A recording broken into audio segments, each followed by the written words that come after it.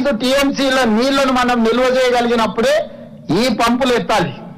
కన్నెపల్లి పంపులు ఎత్తి మీరు పోయాల్సింది అన్నారం బ్యారేజ్ దగ్గర. ఈ అన్నారం బ్యారేజ్ లో నీళ్లు ఈడెత్తి పోస్తే ఈ గేట్లు దించడానికి కూడా లేదు. గేట్లు దించిందంటే కొట్టుకుపోతాయని ఆదేశాలు ఇచ్చారు.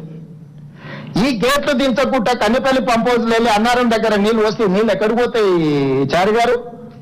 తిరిగి మళ్ళీ కన్నెపల్లికే వస్తాయి. అంటే ఈడ గోల్గా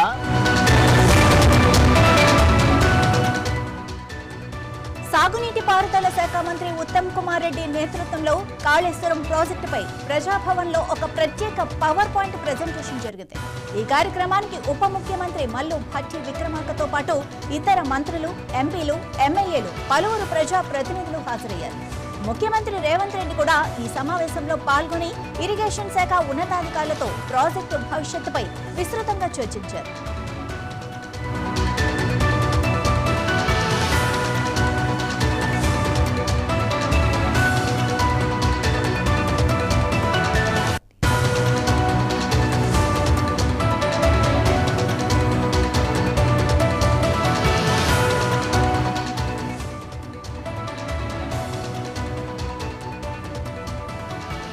పసిఫిక్ మహాసముద్రంలో వ్యాపించిన ఎల్ నినో తీవ్ర రూపం దాల్చుతోంది.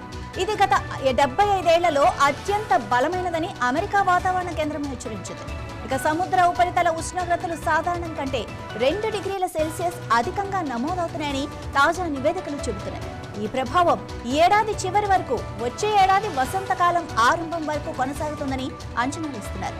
ప్రపంచవ్యాప్తంగా వాతావరణ పరిస్థితులపై ఎల్ నినో తీవ్ర ప్రభావం చూపుతోంది. ముఖ్యంగా భారత్లో రుతుపవనాలపై దీని ప్రభావం స్పష్టంగా కనిపిస్తోంది. ఇప్పటికే అనేక ప్రాంతాల్లో వర్షపాతం తగ్గుముఖం పట్టింది.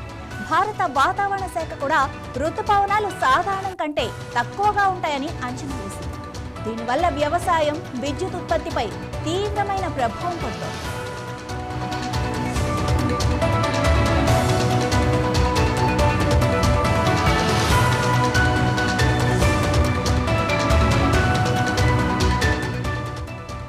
అమెరికాకు చెందిన national oceanic and atmospheric administration విడుదల చేసిన నివేదిక ప్రకారం అక్టోబర్ నుండి డిసెంబర్ మధ్యకాలంలో అత్యంత బలమైన ఎల్ నినో ఏర్పడే అవకాశం 81% ఉంది. ఇది 1950 తర్వాత నమోదైన అత్యంత బలమైన ఎల్ నినోల్లో ఒకటిగా నిలిచే అవకాశం కూడా ఉంది. ఇక పసిఫిక్ మహాసముద్రంలోని ఎల్ నినో 3.4 ప్రాంతంలో సముద్ర ఉపరితల ఉష్ణోగ్రతలు ఇప్పటికే సాధారణం కంటే 2 డిగ్రీల సెల్సియస్ ఎక్కువగా ఉన్నాయి. ఇది సూపర్ ఎల్ నినోకు సంకేతం. వరల్డ్ మెటియోరాలజికల్ ఆర్గనైజేషన్ కూడా జూలై నుంచి సెప్టెంబర్ మధ్య ఎల్ నినో వేగంగా బలపడనుందని స్పష్టం చేసింది.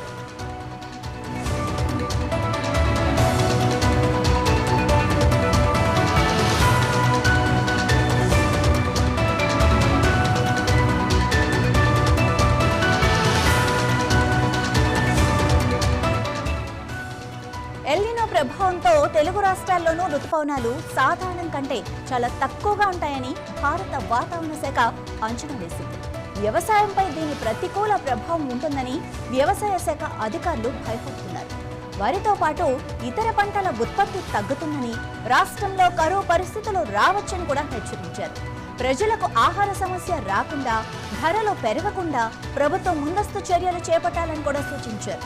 ఎల్ నినో వల్ల ఈ ఏడాది జూలై నుండి వచ్చే ఏడాది జూన్ మధ్య దాదాపు అదనపు శిలాజ ఇంధన విద్యుత్ ఉత్పత్తి అవసరం కావచ్చని నివేదికలు కూడా చెబుతున్నాయి.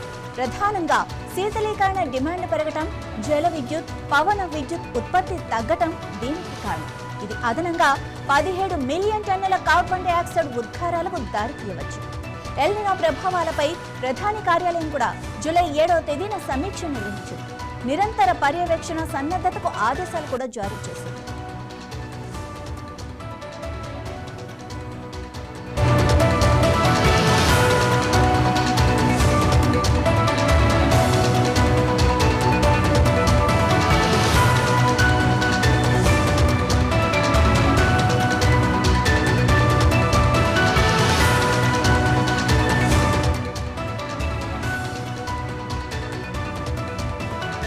యాదగిరిగుట్ట లక్ష్మీ నరసింహస్వామి దేవస్థానానికి సంబంధించి ప్రభుత్వం కొత్తగా ఏర్పాటు చేసిన యాదగిరిగుట్ట టెంపుల్ డెవలప్మెంట్ అథారిటీ పాలక మండలి ప్రమాణ స్వీకారం వైభవంగా జరిగింది.